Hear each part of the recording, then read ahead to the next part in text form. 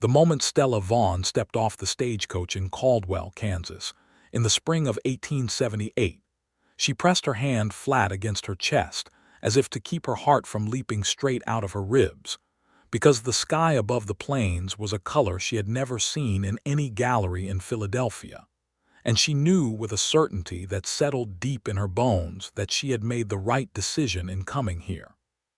She was 26 years old, and she had spent the better part of the last 4 years painting landscapes of the eastern seaboard for wealthy patrons who wanted something decorative to hang above their fireplaces, and paid her enough to live modestly, but never quite enough to feel free. She had painted the Atlantic coast in November when it turned the color of pewter. She had painted the rolling green hills of Pennsylvania in every season. She had painted oak forests and river bends and the occasional pastoral farm scene, and she had done it all competently, some said brilliantly, and none of it had felt like the thing she was truly reaching for. Then she had seen a painting by Thomas Moran. It had been displayed in a Philadelphia exhibition, and she had stood in front of it for so long that the gallery attendant had come over twice to make sure she was all right. It was a canyon, vast and burning with orange and red, and a kind of golden light that seemed to come from inside the rock itself, and it had made her feel small in a way that was not frightening, but was instead deeply and urgently alive. She had gone home that evening, sat down at her small kitchen table, and written a letter to a boarding house in Caldwell, Kansas, which had been recommended to her by a cartographer friend who knew the territory well. She asked for a room for 3 months. She packed her oils, her canvas rolls, her wooden folding easel that her father had built for her when she was 17, and she bought a ticket west.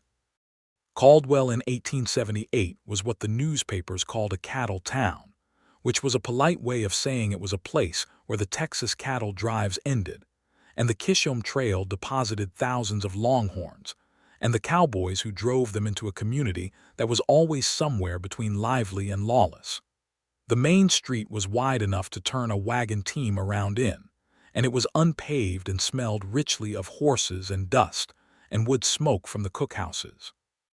There were 2 saloons, a general store, a barber shop, a land office, a small white church with a bell that rang every Sunday with a kind of stubborn optimism, and the boarding house run by a stout and enormously capable woman named Mrs. Hazel Pratt, who had agreed to take Stella on for 3 months at a rate that felt fair to both of them. Stella arrived on a Tuesday afternoon in April when the grass of the Kansas plains had just begun to turn from winter brown to a tentative pale green, and the sky was doing something extraordinary above the flat horizon, stacking clouds in formations that looked deliberately constructed, theatrical, almost unbelievable. She stood on the porch of Mrs. Pratt's boarding house with her trunk at her feet and her smaller bag over her shoulder, and she stared at those clouds and she thought, I have to paint that before those clouds change. Mrs. Pratt appeared in the doorway, took one look at Stella's face pointing upward at the sky, and sighed with the practiced patience of a woman who had seen many things. She was perhaps 55, with iron-gray hair pinned back severely and the kind of forearms that suggested she had been kneading bread and lifting heavy things her entire life. You'll want to see your room first, Mrs. Pratt said. You can stare at the sky anytime. You can't sleep in the sky. Stella laughed, which seemed to surprise Mrs. Pratt enough that the older woman smiled slightly. You're right, of course, Stella said, and picked up her trunk herself because she could and followed Mrs. Pratt inside. The room was plain and clean. A white-painted iron bed, a washstand with a blue ceramic pitcher and basin, a small writing desk beneath the window, a hook on the wall for her coat. The window looked west, which meant she would get the sunsets, which was more than she could have hoped for. She set her trunk down and opened it and began immediately laying out her paints in the order she always kept them, and Mrs. Pratt watched from the doorway for a moment before shaking her head in a way that might have been fond. Supper is at 6, Mrs. Pratt said. Don't be late, I don't hold it for anyone. I won't be late, Stella said, not looking up from her paints. She was late. She had opened the window to better study the quality of the fading light and lost track of the time entirely, and arrived in the dining room at 6:15 to find 3 other boarders already seated, and Mrs. Pratt setting down a plate of roasted chicken with an expression that communicated volumes. Stella apologized genuinely and sincerely and sat down, and the other boarders introduced themselves. There was a land surveyor named Mr. Birch who was very thin and very polite. There was a telegraph operator named Mr. Graves who was young and nervous-looking and perpetually ink-stained. And there was a man named Walter Ellsworth.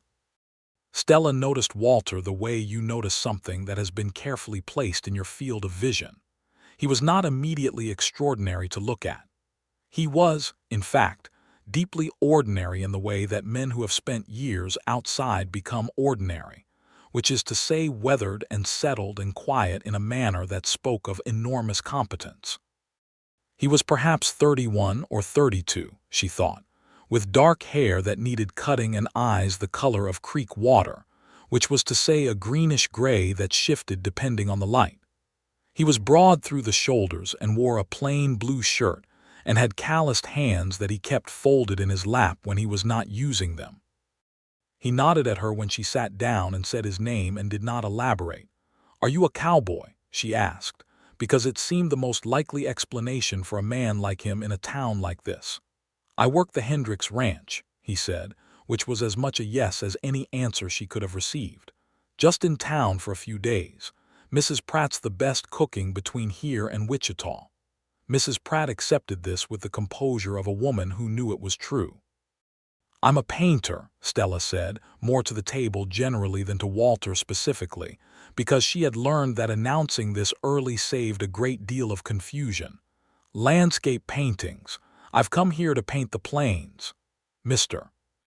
Birch found this interesting and asked several careful questions about technique. Mr. Graves looked impressed in a way that made him blush. Walter looked at her steadily for a moment, and then nodded in the way that someone nods when they have taken in a piece of information and filed it somewhere useful, and returned to his meal. Stella went to bed that night with the wind coming through the window curtains and the distant sounds of the saloon carrying faintly across the darkened street, and she was already planning where she would set up her easel in the morning, and she did not think very much about Walter Ellsworth at all. She was up before sunrise. She dressed in her practical clothing, which scandalized some people and amused others, because she painted in a divided skirt and a loose cotton blouse and sturdy boots, and she wore her dark hair twisted up and pinned under a wide-brimmed hat that she had bought specifically for the Kansas sun. She carried her easel and her box of paints and a rolled canvas and walked east out of town, out past the last of the buildings to where the prairie opened up completely, and she stopped and set up her easel and looked. The plains in early morning were a revelation. The light came in flat and golden along the horizon and lit the tops of the grasses so they blazed almost white gold, while the lower portions of the grass stayed in blue shadow, and the sky above was a graduated progression from deep violet at the zenith down through pink, and then the palest possible yellow at the horizon, and there was not a tree or a building anywhere in the entire eastern view to interrupt the pure sweep of it.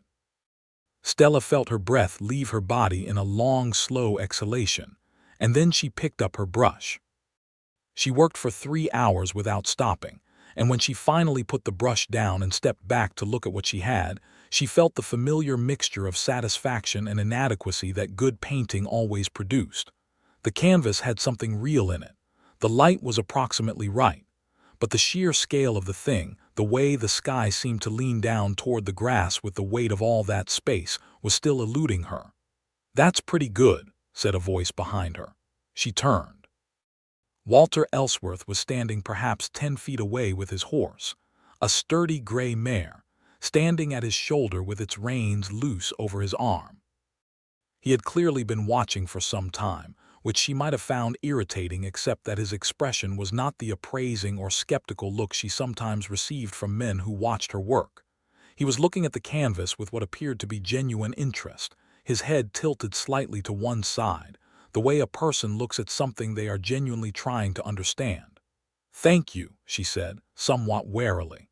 "I didn't mean to interrupt," he said. "I was riding out that way." He nodded vaguely northeast. "Saw you from a distance and came over." He paused. "Would it bother you if I watched?" She looked at him. In her experience, men who asked to watch her work were either collectors with commercial interests, art students hoping to observe technique, or men who were simply using the work as an excuse to stand near a woman they found interesting. Walter Ellsworth did not appear to be any of these three things. He appeared to be a man who had seen something that interested him and had asked permission before coming closer, which was more than most people did. "It doesn't bother me," she said. "But I can't talk while I'm working. I lose the thread." "I won't talk," he said, and settled himself on the ground a respectful distance away, his hat on his knee, his horse standing patient and still behind him, and he watched her work with the same quality of quiet attention he might have given to a sunrise or a passing hawk. She painted for another hour. He did not say a word. When she finally stepped back and began cleaning her brushes, she found that she had nearly forgotten he was there, which was unusual. She was generally very aware of being observed. "You mix the colors right there," he said, not quite a question. "On the palette," she confirmed, showing him the flat wooden board. "I always figured painters had the colors figured out beforehand." "No, you mix them as you go. The color you need changes depending on the light, and the light changes every minute." He looked at the canvas again. "That's why you were working so fast at the beginning." She was surprised. "Yes, how did you know?" "I was watching. You were working slower the whole last hour than you were at the start, like you were chasing something." She looked at him with more attention than she had given him previously. "Exactly right," she said. "The light at sunrise moves very fast. You have maybe 20 minutes to capture a specific quality before it shifts." He nodded, absorbing this as though it were practical information about weather or terrain, which in a sense it was. He stood up and settled his hat back on his head and gathered his horse's reins. "I'll leave you to it," he said. "Sorry for interrupting." "You didn't interrupt," she said. "You just watched. That's different." He looked at her for a moment with those creek-water eyes, and something in his face shifted slightly, the way ice shifts at the first thaw, nothing dramatic, just a suggestion of movement beneath. "All right," he said. "Good morning, Miss Vaughn." "Good morning, Mr. Ellsworth," she said, and he rode northeast, and she watched him go with her paintbrush in her hand and felt something she could not immediately name. She went back to town.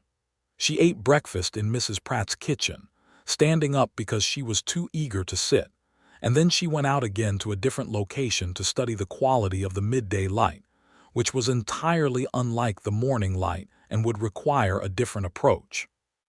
She was thinking about color temperature and brush technique, and the particular way the horizon seemed to curve at the edge of her vision, so slightly that she could not be sure whether the earth was actually curving, or whether it was only an illusion produced by the immensity of the view. Walter Ellsworth was at supper again that evening. He and Mr. Birch were talking about the surveying work being done along the southern portion of the Kishom Trail, and Walter seemed to have opinions about the land that were worth hearing, because Mr. Birch was listening with the focused attention of a man taking notes. Stella ate her stew and listened to the conversation without joining it, because she was still working through a problem with the blue in her sky rendering and needed to think about it, and she found that she could think quite well while listening to other people talk, provided the voices were pleasant ones. Walter's voice was pleasant. It was even and low and unhurried. Over the next 3 days, a pattern developed that neither of them arranged explicitly and neither commented on. Walter rode out past the prairie where Stella was working, usually in the early morning, usually with the gray mare. He would see her and she would nod, and he would settle on the ground at a respectful distance and watch. He kept his word about not talking. She kept her word about losing the thread. But there was a quality to his silence that was different from mere absence of sound. It was an attentive silence, a listening kind, and she was aware of it in her peripheral vision the way she was aware of good light. On the fourth morning, as she was cleaning up, a hawk circled low overhead, riding a thermal, its wings curved in that extraordinary, effortless way. She pointed with her brush without thinking, and he was already looking up. "Red-tailed," he said. "Do they nest nearby?" "Half a mile east in that old cottonwood stand along the creek. Been there 3 years, the same pair." "How do you know it's the same pair?" He smiled for the first time. It was not a large smile, but it arrived in his eyes before it reached his mouth, which she found she liked. "The male has a broken outer primary on the left wing," he said. "Makes him hold it a little different when he banks. You can see it if you know what you're looking for." She looked up at the hawk, which was banking away now, and she thought she could see it just barely. "You're very observant," she said. "I spend a lot of time outside," he said. "You start noticing things." She looked at him directly then in the daylight and considered him. He was 32. She had since learned from Mrs. Pratt, who was an excellent source of information about most things. He had been working the Hendricks Ranch for 4 years. Before that, he had driven cattle up from Texas twice, which was enough times. He had apparently told Mrs. Pratt to know that he preferred a settled life. He was from Missouri originally, though the Kansas plains had claimed him. "Is there a particular time of day the light is best out here?" she asked. "I've been working morning and midday, but I don't know the land the way you do." He thought about this seriously, which she appreciated. He didn't answer immediately, which she appreciated even more. "Late afternoon," he said finally, "an hour or two before sundown.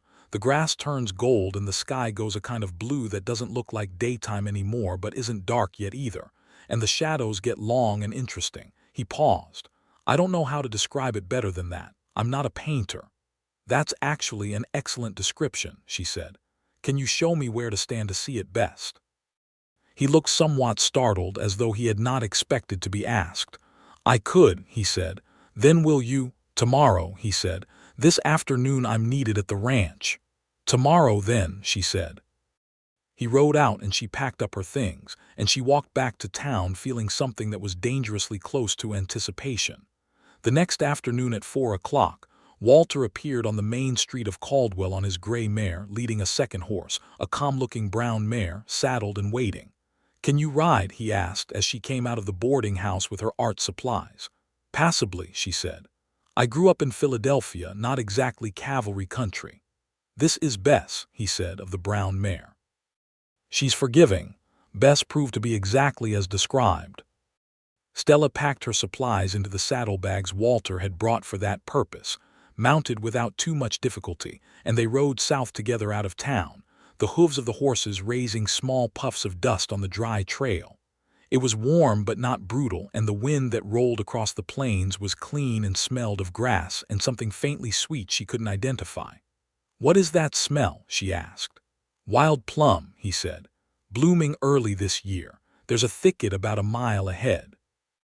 They rode for a while in a silence that was comfortable in the way silences only become comfortable between people who have already decided they like each other's company, even if they have not yet said so.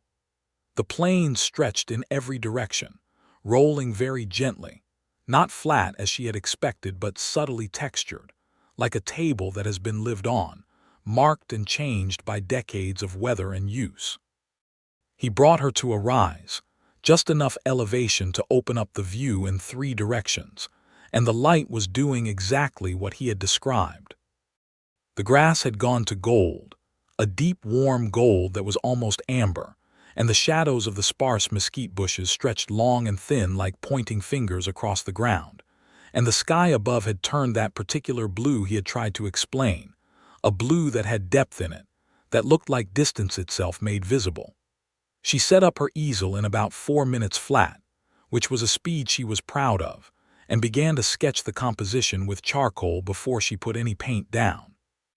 Walter sat his horse easily a little way back, watching, his hands loose on the pommel. "You can sit," she said. "You don't have to stay on the horse."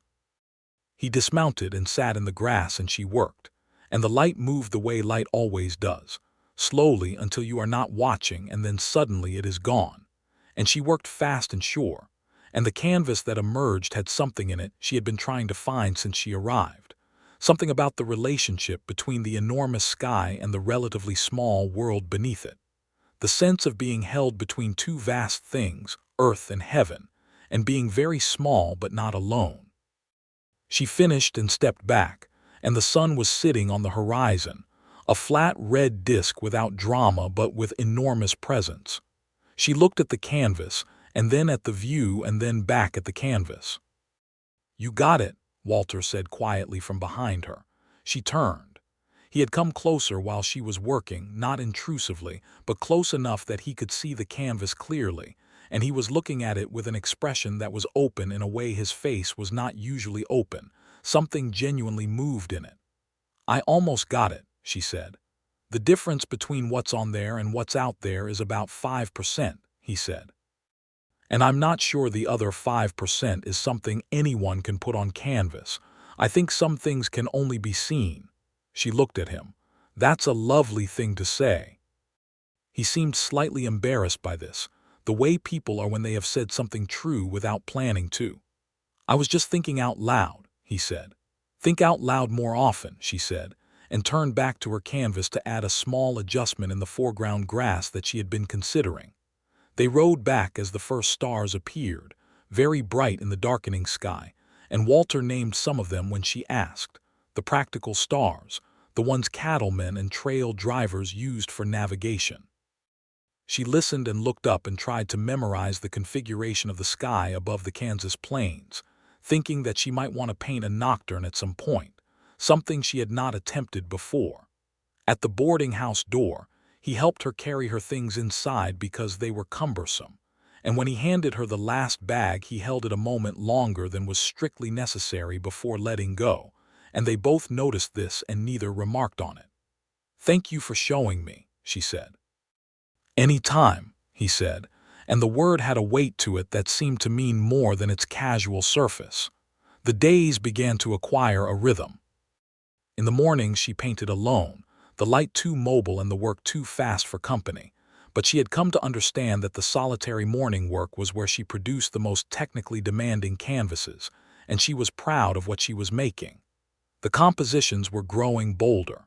She was beginning to trust the flatness of the horizon, to use it rather than fight it, to let the enormous sky do the heavy lifting of the visual field. In the afternoons, Walter often came. Not every afternoon. He had work at the ranch, real work, the kind that didn't organize itself around a painter's schedule, and she did not expect or demand his presence. But when he appeared, which was 3 or 4 afternoons a week as April softened into May, they rode out together on the familiar horses, and she painted while he watched, and afterward they talked. They talked about many things.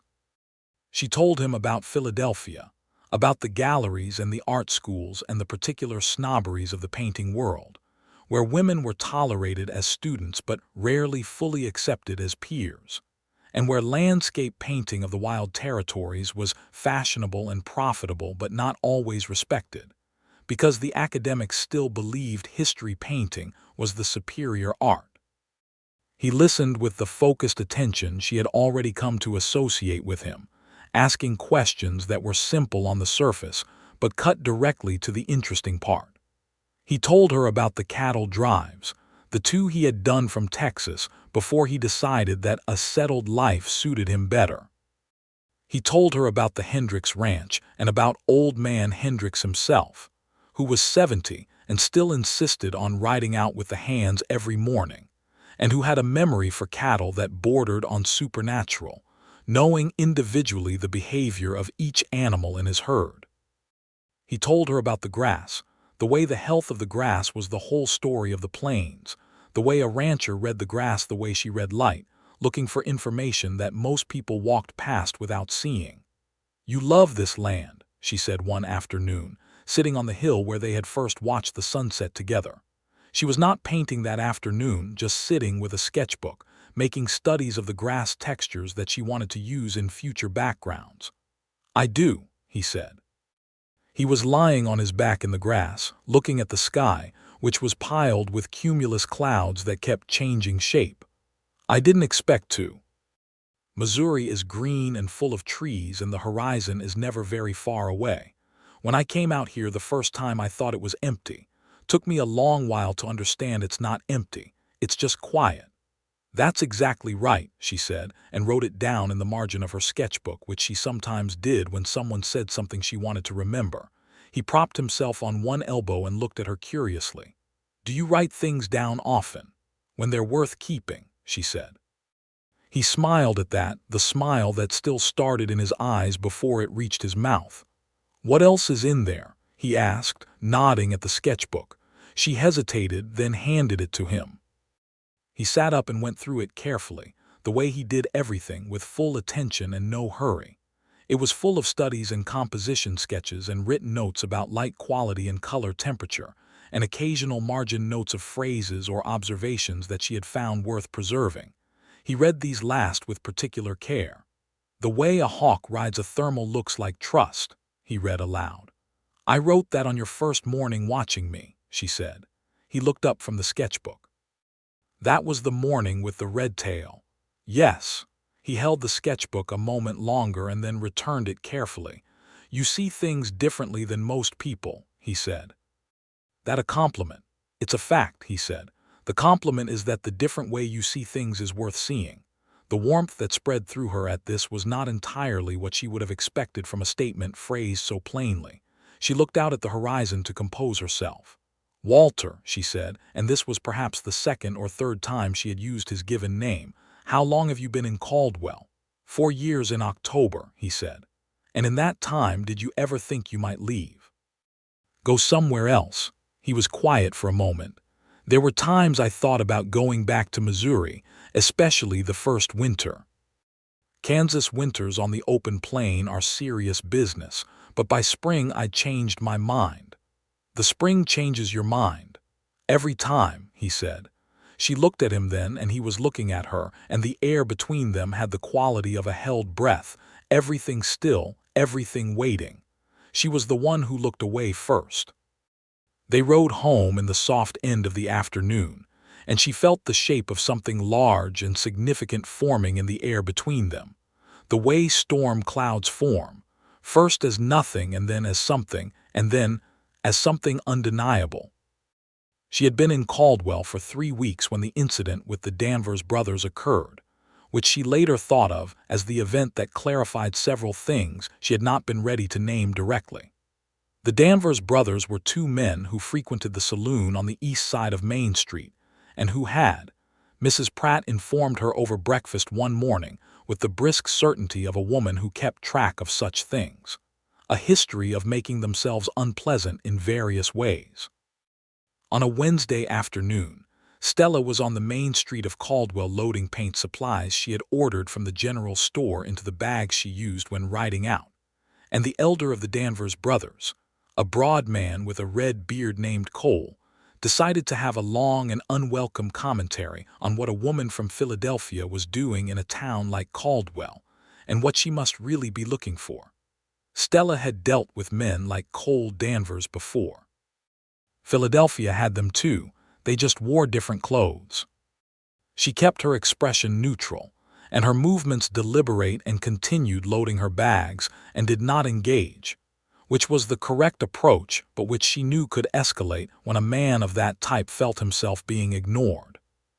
Cole Danvers had just made a remark that was specific enough to be genuinely offensive, when Walter appeared from the direction of the hardware store on the opposite side of the street, and crossed it without particular hurry, but with a quality of directness in his stride that drew the eye.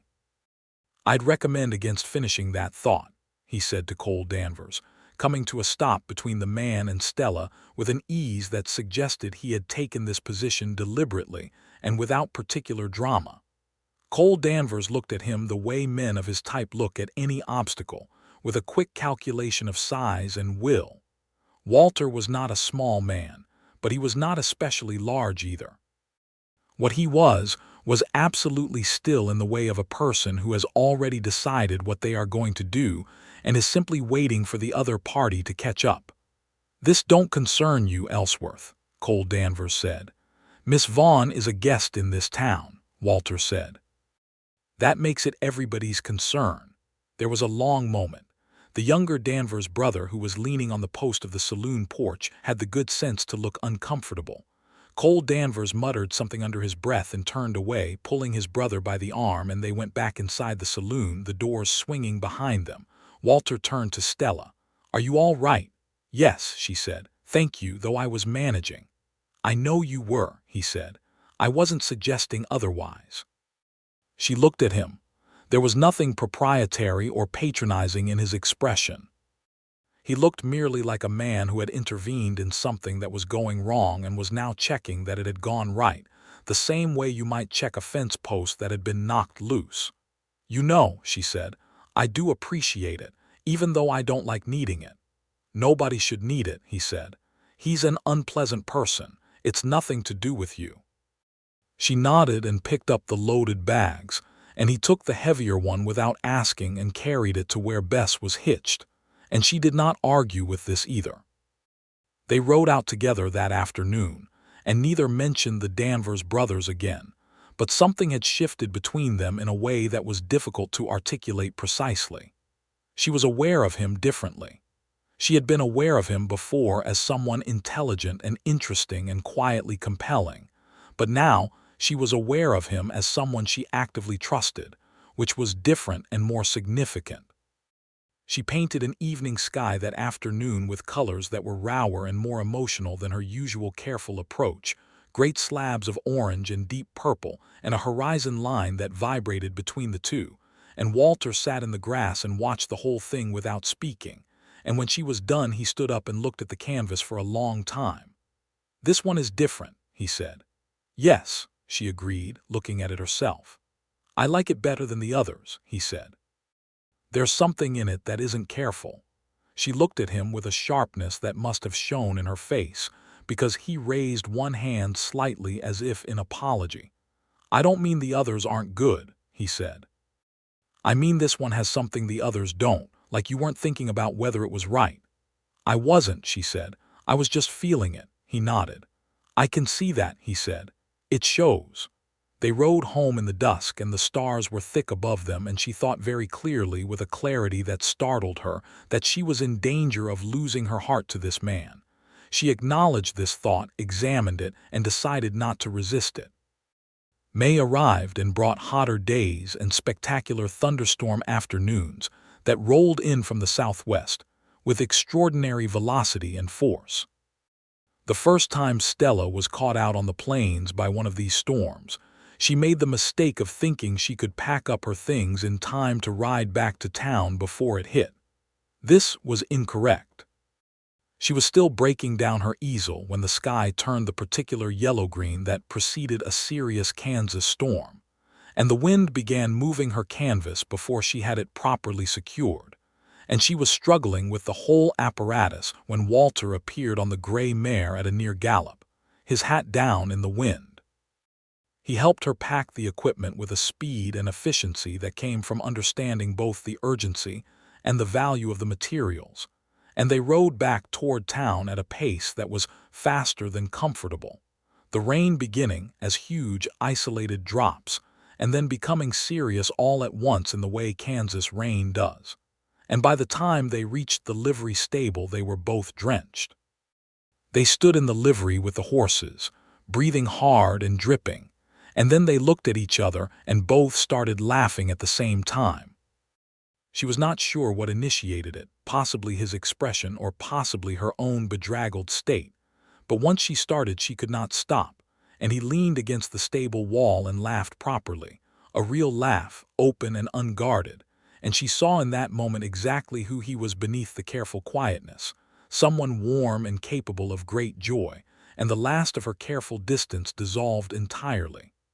"I should have been watching the sky," she said, once they had both recovered. "I was watching it from the ridge," he said. "I came as fast as I could." She looked at him. He was soaked through, his dark hair flat, water running down his jaw. He looked like a man who had ridden hard through a storm to reach her. She felt something enormous and warm move through her like a current. "Thank you," she said. "That's the second time." "I hope the next one is a longer interval," he said, and then something in his expression shifted, became more serious, more careful, and he said, "Stella." It was the first time he had used her given name, and the sound of it in his voice was different from the sound of it in anyone else's voice. It was a simple thing, her name, 4 letters, 2 syllables, and the way he said it made it sound as though he had been saving it. "Walter," she said. "I want to say something," he said. "And I may not say it right." "Say it anyway," she said. "I know you came here to paint," he said. "And I know you're here for 3 months and Philadelphia is where your life is, and I know I'm a man who works cattle and I don't have much that would interest someone like you." "Stop," she said. "I'm not finished," he said with a patience that was characteristic. "All right," she said. "I'm saying it because I don't want to say nothing," he said. "I'd rather say the wrong thing than say nothing at all. What I'm trying to say is that I find I'm very glad you came here, and I find I think about you when you're not there, and I don't want to make you uncomfortable or crowd your work, but I would not forgive myself if I didn't tell you that." She stepped toward him. The rain was hammering on the livery roof, and the horses were warm and the smell of wet hay and leather and rain filled the space, and she put her hand against his arm, just her hand on the wet sleeve of his shirt, and said, "Walter, I came here to paint the plains, and I am painting the plains, and the best thing that has happened here is that you asked if you could watch. I think about you when you're not there too." He looked at her for a moment, as if making sure he had understood her correctly, and then something in his face that had been braced since she met him released itself quietly, like a door finally allowed to open. He covered her hand on his arm with his own, his large calloused hand over her paint-stained one. "I don't know what that means practically," he said. "I don't want to rush anything or assume anything." "Neither do I," she said. "Let's just let it be what it is and see what it becomes." He nodded and she nodded, and they stood together in the warm, rain-loud shelter of the livery, while the storm passed over Caldwell, and neither of them had ever felt less alone. She wrote a letter to her friend Caroline in Philadelphia that evening, sitting at her desk with the window still rain-damp and the air washed clean. She did not say everything, because some things were too new and too important to put into words yet, but she said that she had met someone remarkable and that the plains were everything she had hoped they would be, and that she was not certain her 3 months would be enough. June came. The heat became real, a dry pressing heat that flattened everything at midday and made painting between noon and 3 o'clock nearly impossible, unless she worked in the brief shade of the cottonwood grove Walter had first mentioned in the context of the Hawk's Nest, which she had since visited 3 times, and where she had produced 2 of her most satisfying canvases. Close-up studies of the ancient twisted cottonwood trunks with the creek silver behind them, and the dense summer shadows making patterns on the ground. She and Walter had settled into something that was neither friendship nor courtship, but contained elements of both. They spent time together every day when he was in town, which was often but not always, and when he was at the ranch, which was a half-day's ride south.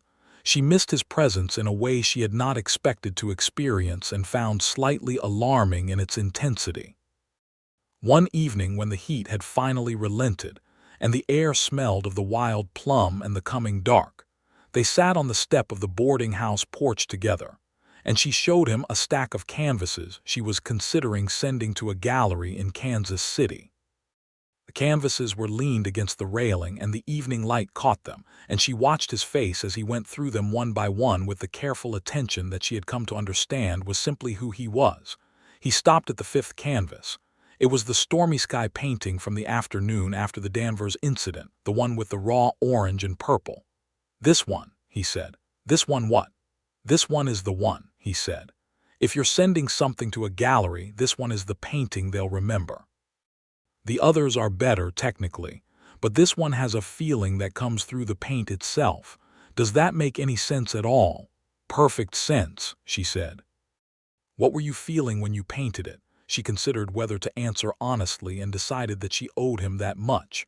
"I was feeling grateful," she said, "and safe, and something else I didn't have a name for yet."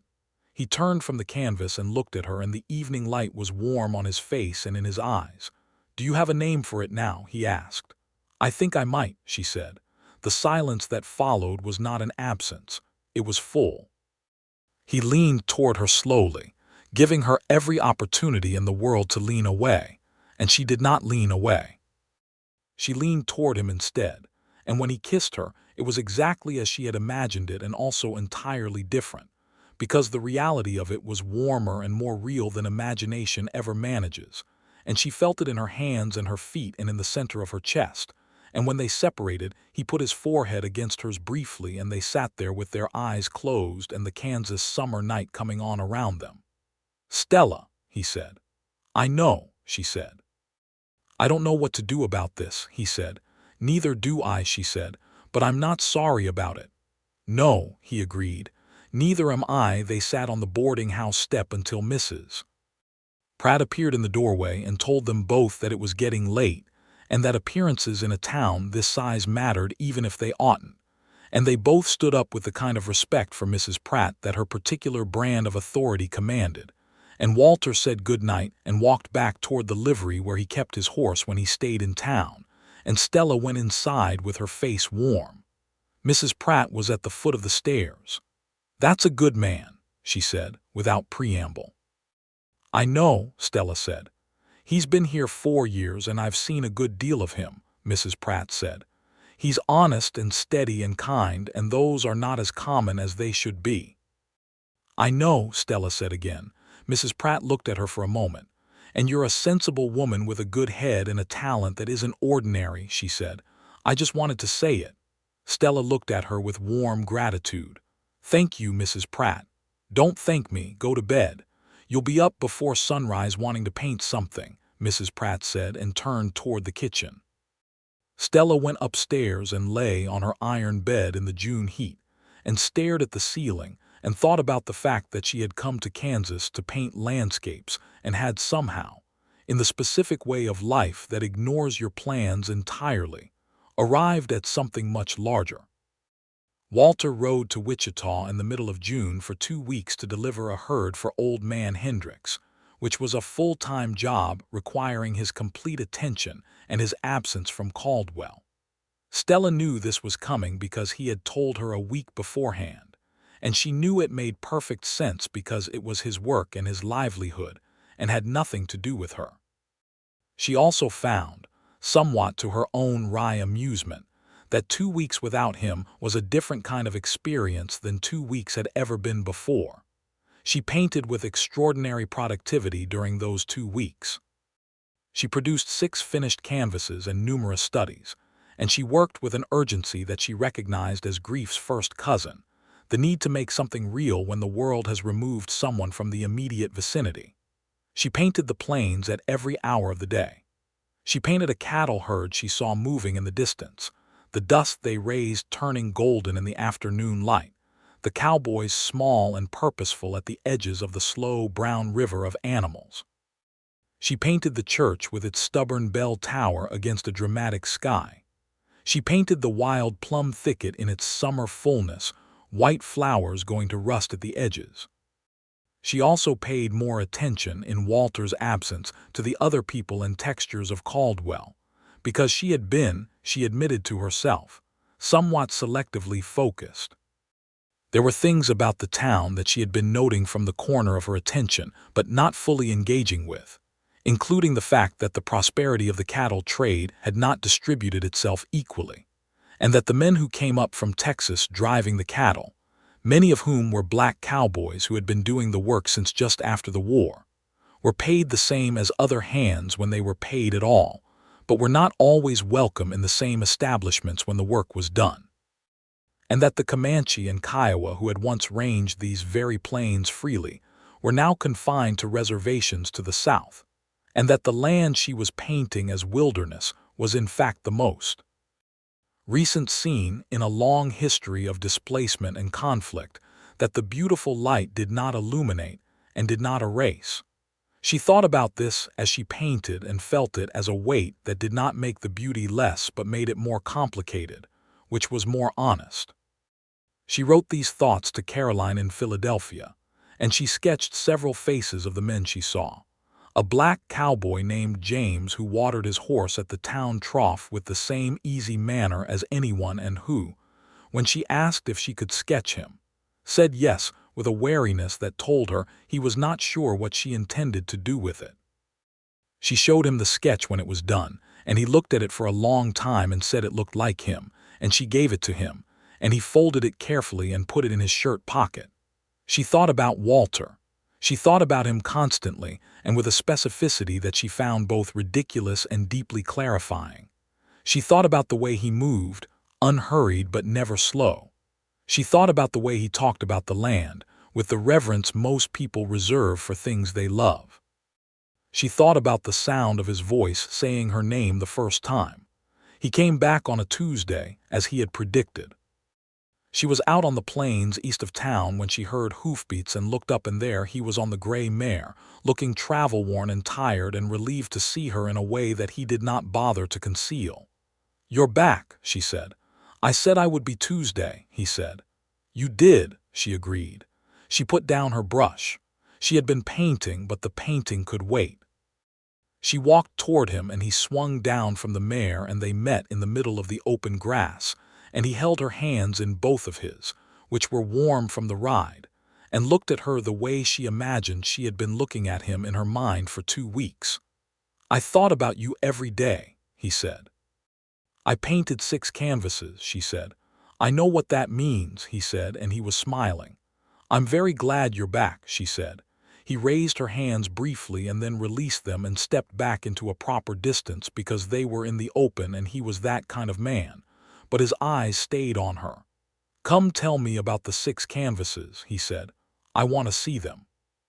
She showed him all 6 that evening on the boarding house porch, propped against the railing in the last of the daylight, and he went through them slowly and said exactly the right things about each one.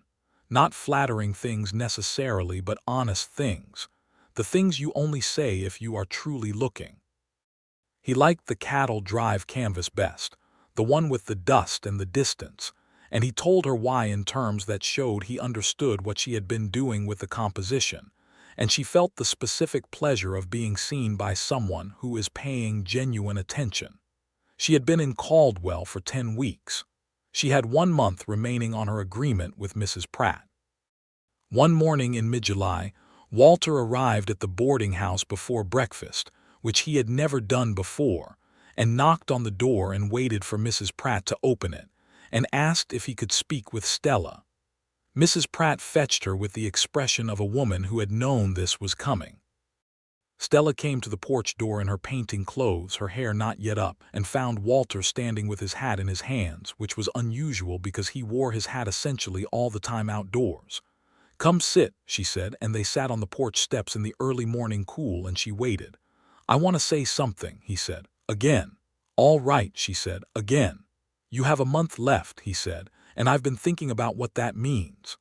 "So have I," she said quietly. "I know your work is in Philadelphia," he said. "I know the galleries are there, and your connections are there, and your life has been built around something that requires being in the East. And I know that this," he gestured, taking in the plains, the town, the general situation, "this isn't what you plan to stay in." "Walter," she said. "Let me say it," he said. He looked at his hat, which he was turning slowly in his hands. "What I want to say is that I don't know what the right answer looks like. I don't know if there is an answer, but what I know is that the last 10 weeks have been the most alive I've felt in 4 years on this land, and that's saying something because I love this land. And I know that has everything to do with you." She was very still. "I'm not asking you to give anything up," he said.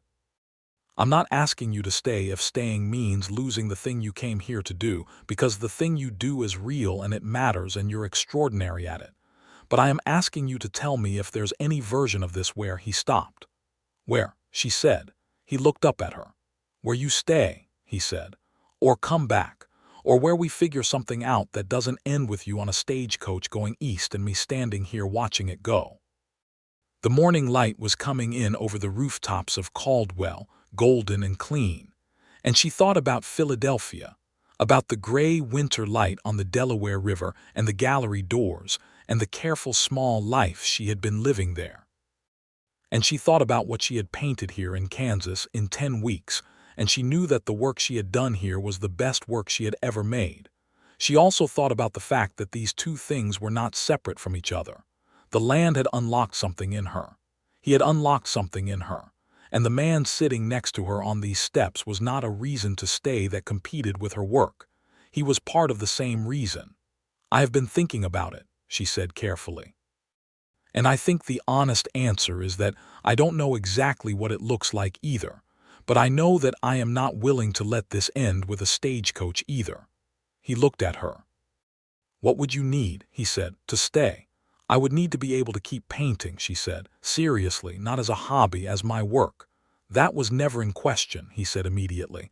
"And I would need to be able to sell the work," she said. "I can't be dependent, not because of pride, but because it matters to me to be able to stand on my own." "I understand that," he said, "and I'd never want anything else." And she said, "I would need a studio space, not large, but real." He was quiet for a moment, thinking with the fullness of attention he always gave to things that mattered. "The old assay office on the south end of Main Street has been empty since March," he said. "It has good north light. I spoke to the owner last week." She stared at him. "You already spoke to the owner?" "I wanted to know if it was possible before I asked the question," he said with a trace of something that might have been sheepishness. She laughed, a real laugh surprised out of her. "Walter Ellsworth," she said. "Is that a yes?" he said. She took the hat from his hands and set it aside and took both his hands in hers. "That's a yes," she said. "That's an absolute yes." The smile that came across his face then was not the careful small smile she had come to know. It was large and open and transformed him entirely, and she thought she would spend a very long time trying to paint that expression and never quite getting it right, and the trying would be one of the great pleasures of her life. He squeezed her hands, and then, because the town was waking up around them and Mrs. Pratt could be heard in the kitchen, he stood and offered her his hand to help her up, which she took, and they stood on the porch steps in the morning light. "I should let you eat breakfast," he said. "Come to supper tonight," she said. "I will," he said, and picked up his hat. "Walter," she said, and he turned. "I'm very glad you asked if you could watch." He understood exactly what she meant. "So am I," he said. The month that followed was full of things. She wrote to the gallery in Kansas City, which had already expressed interest in her work, and arranged to send them a selection of her plains canvases. She wrote to the gallery owner in Philadelphia, who had been handling her Eastern work, and explained that she was establishing herself in Kansas and would be sending new work, and that the landscapes of the frontier were, she believed, among the most significant visual subjects of the moment. The gallery owner wrote back with somewhat surprised enthusiasm and mentioned that Thomas Moran's work was selling very well and that he looked forward to seeing what she had produced. She made an agreement with the owner of the old assay office, a Mr. Carroll who was stout and fair-minded and wanted $3 a month, which was reasonable, and she and Walter spent a Saturday afternoon clearing out the remaining boxes and debris and establishing that the north window was indeed excellent and the floor was sound and the space would serve her very well. They told Mrs. Pratt together. Mrs. Pratt said she had seen it coming since April and that she was glad, and that she would expect them both at supper for as long as they chose to keep coming. Old man Hendricks, when Walter told him that he intended to marry Stella Vaughn and remain in Caldwell with proper permanent intent, shook Walter's hand for a long time and said that he was glad to have a dependable man staying on, and that he hoped Miss Vaughn understood she had chosen a good man. Stella met old man Hendricks 2 days later and liked him immediately, because he was direct and warm, and he looked at her paintings with the eyes of someone who had been watching this land for 40 years and recognized it in them. "You got the grass right," old man Hendricks told her. "Most painters make the grass look like carpet. You made it look like it breathes." "It does breathe," she said. "Yes, it does," he said. "Took me 20 years to understand that. You understood it in 10 weeks. She thanked him, and he waved it off in the manner of very old men who have run out of patience for false modesty. The proposal itself, when it came, was like Walter in every particular, which is to say it was unhurried and considered, and said exactly what it meant.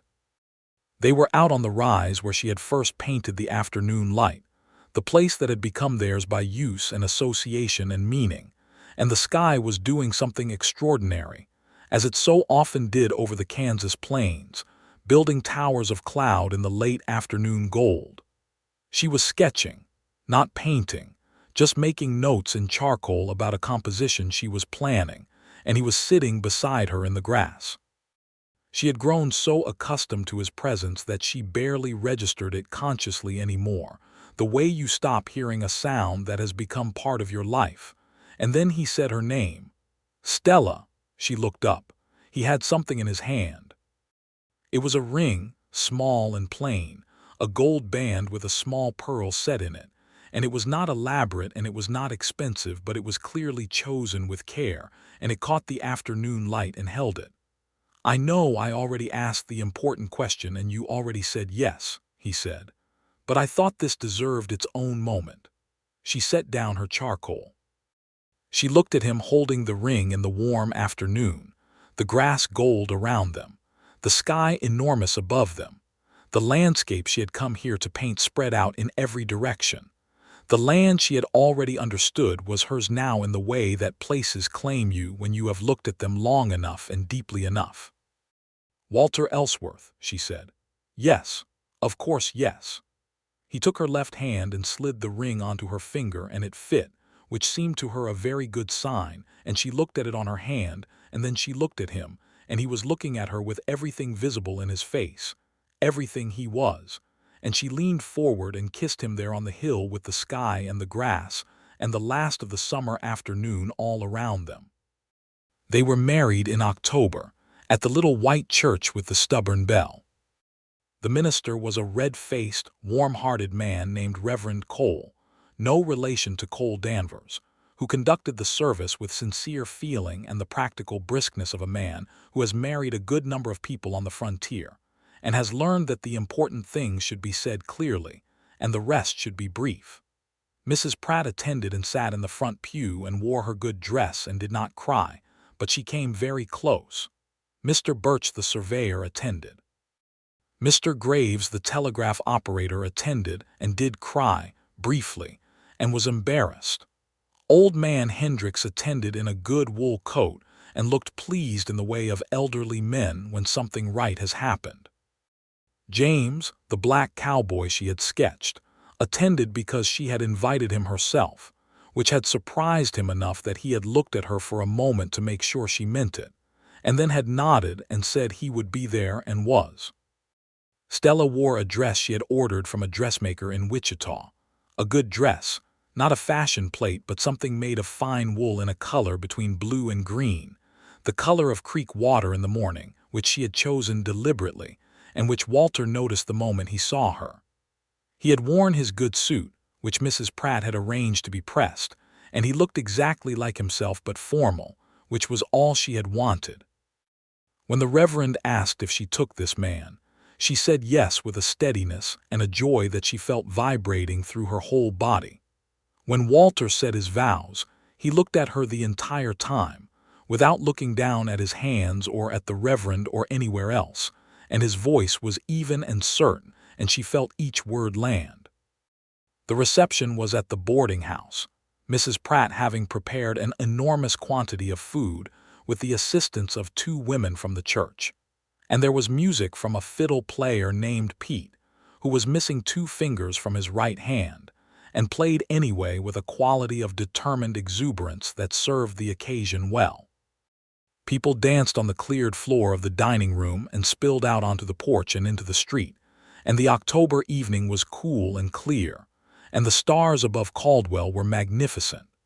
She danced with Walter 3 times, which was as much as propriety technically allowed and probably slightly more than it strictly permitted, and she did not care, and he did not care, and Mrs. Pratt looked the other way with the expression of someone who is actively choosing not to see something. Late in the evening, she slipped away from the celebration for a moment and stood alone on the far edge of the porch, where the light from inside didn't reach, and she looked out at the main street of Caldwell in the October dark, and thought about the woman who had stepped off the stagecoach in April with a trunk full of paints, and an easel her father had built, and a hunger for something she had not yet been able to name. She thought about the woman she was now, with paint permanently worked into the creases of her knuckles and a pearl ring on her finger, and 8 finished canvases on their way to Kansas City and 12 more stacked in the assay office studio, and more ideas than she had ever had in her life. Walter appeared at her shoulder quietly, the way he always appeared without announcing himself. "You disappeared," he said. "Just thinking," she said. He stood beside her looking out at the dark street. "Good thinking or worried thinking?" "Good," she said. "Very good." He put his arm around her shoulders and she leaned into him, and they stood there in the October night while behind them the music played and their friends celebrated. "Are you happy?" he asked, with the directness that was his nature. "Entirely," she said. "Are you?" "More than I know how to say," he said. "You're pretty good with words when you try," she said. "Then yes," he said. "Entirely." She laughed softly, and he pressed his lips to her hair briefly, and she felt it as warmth. The winter was what Kansas winters are, serious and vast, and capable of beauty on a scale that terrified and awed her simultaneously. She had not painted winter before, not this kind of winter, and she approached it the way she approached all new things, with complete attention and no assumptions. The frozen creek, the cottonwood stands in bare silhouette against the sky, the snow on the plains, which was not the soft snow of the east but something harder and more elemental, lying flat and wind-sculpted and blue in the shadows. These things became canvases that she later considered the best work of her whole first year. She was warm in the studio, which Walter had helped her insulate against the cold by adding a small stove in the corner and better-fitting boards around the window, and she worked through December and January with a productive ferocity that she found she loved about herself. She sent work to Kansas City regularly, and the gallery there began to develop a following for her paintings. And in February, she received a letter from the Kansas City dealer, saying that he had been contacted by an art critic from New York who had come west to write about frontier art and had seen 2 of her plains canvases in the gallery and wished to correspond with her directly. She showed Walter the letter across the breakfast table. He read it carefully. He was building the breakfast fire when she brought it, and he stopped and read it the way he read her paintings, with full attention. "How do you feel about a critic from New York knowing your name?" he said. "Mixed feelings," she said honestly. "Excited, slightly terrified, hopeful." "All reasonable," he said. "Do you think I should write back?" He looked at her with mild surprise. "Of course you should write back," he said. "You've been working toward this your whole life. You don't stop because it got bigger than you expected." "I know," she said. "I just wanted to hear you say it." He folded the letter and handed it back to her. "Write back today," he said. "I'll mail it when I go out." She wrote back. She also wrote a long letter to Caroline in Philadelphia describing the winter in Kansas, the work she was producing, the life that was filling up around her like water filling a vessel, warm and sustaining and real. By spring, the New York Critic had published a piece in a respected Eastern journal in which Stella Vaughn was described as one of the most significant landscape painters working in the tradition of the Hudson River School, but with a boldness of composition and an emotional immediacy that the established tradition lacked, and the plains of Kansas had never been rendered with such truthfulness and grandeur. The article named 4 of her canvases specifically and noted that they were available through the Kansas City Gallery. Within 6 weeks, all 4 canvases had sold. The morning she received the telegram from the Kansas City dealer telling her the prices they had fetched, she sat at the breakfast table and read it 3 times, and then she set it down carefully, and Walter, who was watching her face, said, "Tell me," she told him. He was quiet for a moment, taking it in. Then he stood up from his chair and came around the table and pulled her out of her chair and held her with his arms around her in the middle of the kitchen, and she pressed her face against his shoulder and felt the realization of it moving through her like a wave. "You knew," he said against her hair. "You knew all along this is what you were supposed to be doing." "I thought I knew," she said. "Now I know I knew." He laughed quietly against her temple. "There's a difference," he agreed. Spring came again, the second spring, and with it the anniversary of the stagecoach, the moment when Stella had stood in front of the boarding house and pressed her hand to her chest to keep her heart in. She marked it privately by going out to the eastern edge of town at sunrise and painting the sky, and when she was done she brought the canvas home and hung it in their front room, not a gallery piece but a personal one. Walter saw it when he came in from the morning's work and stood in front of it for a long time. "What's this one for?" he said. "1 year," she said. "From when the stagecoach arrived." He looked at the painting, which was all sky, barely any ground at all, just an enormous April Kansas dawn sky with the specific quality of light she had first seen and been breathless by. "Is this what you saw when you first arrived?" he said. "Yes," she said, "more or less." "I can see why you stayed," he said, which made her laugh because the reason she had stayed was standing in front of her with a hay-dusted coat and creek-water eyes. "Walter," she said. "I know," he said. "I meant the sky," but he was smiling when he said it. She was expecting their first child by the second summer, which she discovered in June, and told Walter on the porch of their house, which was a modest but solid wood frame house that Walter had been working on since the winter. A proper house with a kitchen and a front room and 2 bedrooms, and a porch that faced west for the sunsets. He had built the porch wider than was strictly necessary, because she had mentioned once that she wanted room to set up an easel on the porch in the evenings. When she told him, sitting together on that west-facing porch in the last of the June evening, he went very still for a moment in the way he went still when something important required his full processing. Then he took her hand and held it and said nothing for long enough that she started to wonder, and then he looked at her with an expression she had never seen on his face before, something open and awed and quietly undone. "A baby," he said. "A baby," she confirmed. "When?" "January, I think," she said. "Dr. Whitmore agrees." He turned her hand over in his, looking at it as though he had never seen it before, her paint-stained hand with the pearl ring. "Are you all right?" he said. "Are you happy about it?"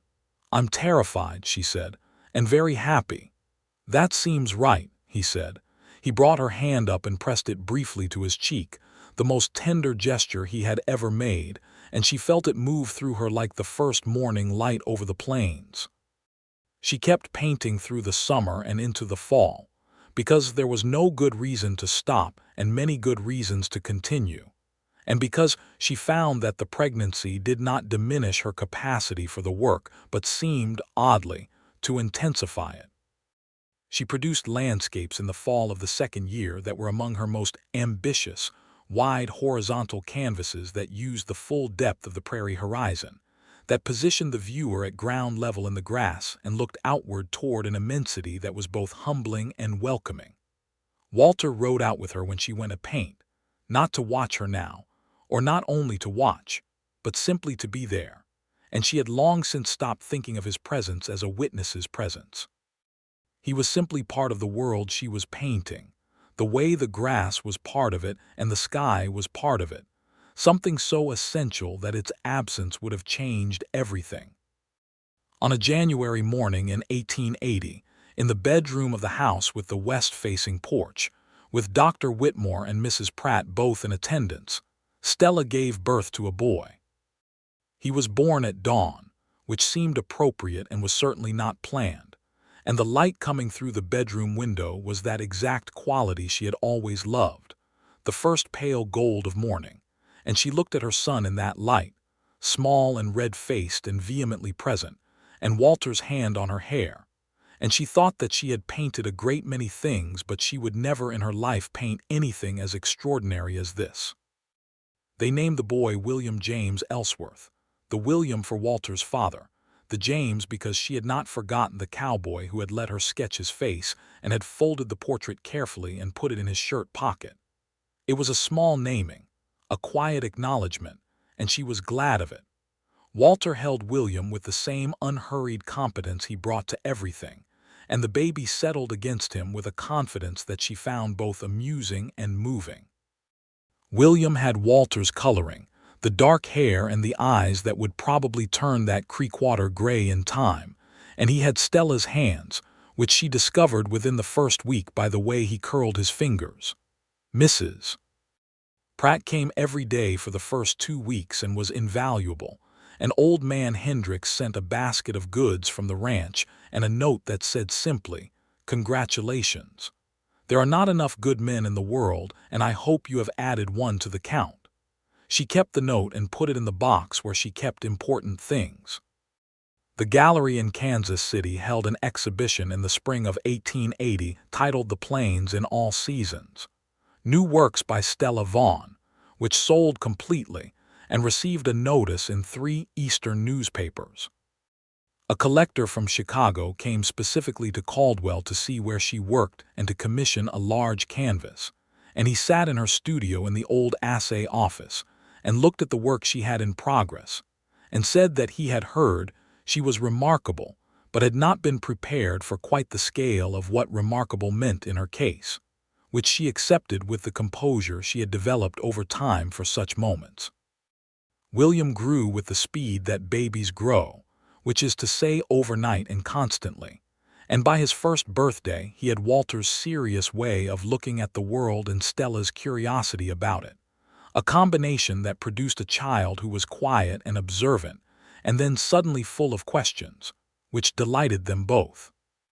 She sometimes brought him to the studio on mornings when she needed company and Walter needed to be at the ranch, and he would sit on the rug she had put down for him and play with the smooth river stones Walter had collected for him, and occasionally look up at whatever she was working on with the deep and uncritical attention of a person who has not yet learned that some things are supposed to be harder to understand. "He's watching you paint," Walter observed one evening when she described it. "The way someone showed him," she said. Walter smiled the full smile, the one that had arrived open and unguarded on that first evening in the livery during the rainstorm. "He'll grow up knowing how to look at things," he said. "Is there anything better?" she said. "I can't think of one," he said. Their second child, a girl they named Margaret, arrived in the summer of 1882, and she was from her first hour exactly unlike William in character while being equally herself, loud where he was quiet, immediate where he was deliberate, and she grew into a child who ran at things rather than approaching them carefully, and Stella painted her often because the energy of her was irresistible as a visual subject. The plains of Kansas outside Caldwell continued to be Stella's primary subject, and continued to be inexhaustible, because the light over the plains was genuinely inexhaustible, changing with the seasons and the years in ways she was still discovering. She had by this time developed a name and a reputation that extended to the major Eastern galleries, and her work sold well and consistently, and she had achieved the independence she had required and promised herself and never relinquished. She and Walter had been married for 5 years when she received an invitation from a gallery in New York City to exhibit 20 of her plains canvases in a major show, which was the kind of invitation that arrives and takes your breath away and requires a moment to fully believe. She showed Walter the letter at the breakfast table, as she had shown him the first telegram from Kansas City, as she had shown him all the important letters, because they were in this together, and she wanted him present at the important moments. He read it twice, which meant he was taking it seriously, and then he set it down and looked at her across the table over William's bent head, the boy eating his breakfast with the focused intensity he brought to tasks, and said, "New York." "New York," she confirmed. "How long would you need to be there?" 2 weeks for the opening and the events surrounding it," she said. "Maybe 3, he nodded, considering this. "I could bring you and come back," he said, "or I could come for the opening and return." "Whatever you need. I'd like you to see the opening," she said, "if you can." "I can," he said without hesitation. She looked at him across the table, and the morning light was coming through the kitchen window, and William looked up from his oatmeal and said something about wanting to see the gray mare, and the ordinary beautiful morning continued, and she felt a gratitude so complete it bordered on the sacred. They went to New York in the fall of 1883. It was Walter's first time in a city of that size, and he experienced it with the same quality of direct attention he gave to everything, not overwhelmed but careful, noting things precisely and asking about what he didn't understand without embarrassment. She showed him the galleries on the upper streets, and they went to the Metropolitan Museum, which had opened a few years before, and they spent an afternoon in it during which she showed him the Hudson River School paintings she had grown up studying, and he stood in front of them with a consideration that she watched from the side and found deeply moving. "These are good," he said, in front of a massive Bierstadt, "but yours are more honest." "Walter," she said, laughing. "I mean it," he said. "These ones, you can feel the painter wanting you to be impressed. Yours, you can feel the painter wanting you to see what's there." She thought about this for a long time afterward. The opening of Stella Vaughn. The Kansas Plains was on a Thursday evening in late October, and the gallery was full of people, more people than she had expected, editors and collectors and critics and painters and people who had simply seen the notice in the paper and come. She wore a blue-green dress and Walter wore his good suit, and she held his arm at the door when they first arrived, and the sight of her 20 canvases hung large and luminous on the white walls of the gallery made her have to breathe carefully for a moment. They were extraordinary. She knew this not from ego but from the simple fact of seeing them all together in that formal context, the 4 seasons of the plains, the morning light and the evening light and the storm light and the winter light and the summer gold, and the grass and the enormous sky and the distant horizons, and the occasional small human presence, a rider on the plain, a figure at a fence, the cottonwood grove by the creek, and she could see in all of it the single eye and hand that had made them. Shaped by 5 years of looking harder and more honestly at one patch of the world than she had ever looked at anything. Walter stood beside her and looked at the room full of canvases and then at her and said quietly, "You did this." "We came here," she said, "and you watched. You painted them," he said.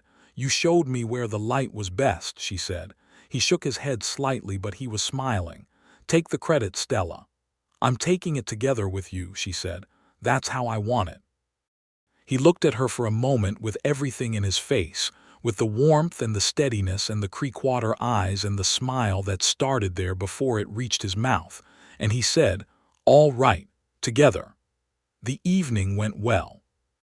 Critics spoke to her, and she spoke back with the confidence she had built over years of doing real work and knowing its value. A collector from Boston bought 2 canvases at prices that made the gallery dealer look very pleased. A young woman painter from Philadelphia asked her, with trembling sincerity, how she had come to paint the West, and Stella told her the truth, that she had looked at a Thomas Moran in a gallery and understood that there were things she had not yet tried to see, and so she had gone to see them. "And you stayed," the young woman said. "I found a reason to," Stella said, and glanced at Walter, who was across the room talking to the dealer with the calm ease of a man who has learned to be comfortable in rooms where he is not entirely at home, but has decided to be comfortable anyway, and the young woman followed Stella's glance and smiled with understanding. They rode the train home to Kansas in early November, through the changing landscape of the country, the forests of the east thinning gradually to the rolling hills of Ohio and Indiana, and then the flatness of the Illinois prairie, and then the crossing into Kansas. And she watched the land change from the train window and felt herself relaxing incrementally as the horizon opened up, like a note held until it resolves into something right. William met them at the Caldwell station with Mrs. Pratt, who had been keeping the children. William, now 3, and Margaret, just a year old, carried on Mrs. Pratt's substantial hip. William ran to Walter first and then to Stella and back to Walter, uncertain where to commit himself, and they both crouched down and he resolved the problem by putting an arm around each of them and standing between them with the satisfied expression of a child who has organized the world to his satisfaction. "He's been asking about the horse," Mrs. Pratt said. "He's always asking about the horse," Walter said. "He is your son," Stella said. "He is yours too," Walter said. He spent Tuesday morning arranging rocks from the creek in rows and studying the arrangement, the way you study a composition. She looked at William, who was now pulling Walter toward the livery with the purposeful focus of a small person who knows what he wants. She picked up Margaret, who settled on her hip with the comfortable weight of a child who trusts absolutely. "Come on," she said to all of them, to Walter and William and Mrs. Pratt and Margaret and the November Kansas sky above the station platform. "Let's go home." They walked down the main street of Caldwell in the late autumn afternoon, and the light was doing what the Kansas light always did, something unnecessary and extraordinary, making the dusk gold and the windows bright and the whole dusty, unremarkable cattle town look like somewhere sacred. The church bell rang 4 o'clock with its stubborn optimism. A horse blew and stomped outside the general store. Someone somewhere was frying something that smelled of onions and warmth. Stella looked at it all. This town, this light, this particular quality of afternoon, with the eye of a painter who has been looking seriously for long enough to understand that beauty is not decoration but fact, that it is the thing itself rather than something added to it.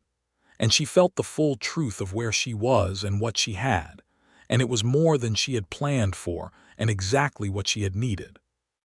Walter walked beside her with William on his shoulders now and one hand free, and the free hand found hers without looking, the way hands find each other in the dark when they know the way, and she held it, her paint-stained hand in his calloused one, and they walked home through the October Kansas afternoon. In the years that followed, the studio in the old assay office continued to be her studio. She added a shelf for the children's drawings, because both William and Margaret proved to have a genuine interest in pictures. William with the careful, deliberate approach of his father, and Margaret with a wild, expressive energy that covered everything she touched in thick, swooping lines. And Stella thought there was nothing in the world more moving than small people trying to make things. She taught them both to look at the sky with attention, the way a cowboy reads grass and a painter reads light, and a person who loves the world notices it. And they grew up understanding that looking carefully was one of the most important things a person could do. Walter went on working the land, first for old man Hendricks, and then, when Hendricks died peacefully at 78 with his boots on a fence post beside him and a view of his grass, as the foreman of the Hendricks ranch, which the old man had left in the keeping of a capable nephew who understood cattle, but was glad to have Ellsworth managing the daily work.